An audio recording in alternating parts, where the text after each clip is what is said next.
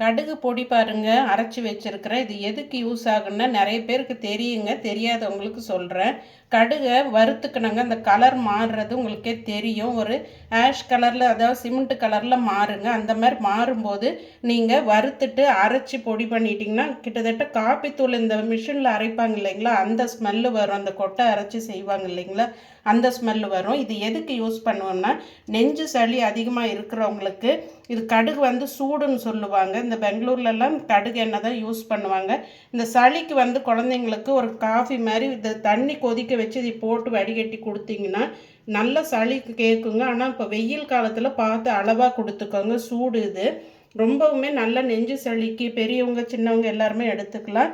வெயில் காலத்தில் மட்டும் கொஞ்சம் அளவாக பார்த்து எடுத்துக்கோங்க. இந்த வெயில் காலத்தில் தண்ணி ஐஸ்கிரீம் இதெல்லாம் சாப்பிட்டு நிறைய குழந்தைங்களுக்கு நெஞ்சு சளி பிடிக்கும். நம்ம கம்மியான அளவாக போட்டு குழந்தைங்களுக்கு ஒரு காஃபி மாதிரி கொடுத்தா நெஞ்சு சளி வந்துடுங்க. இது நீங்கள் ட்ரை பண்ணி பாருங்கள்.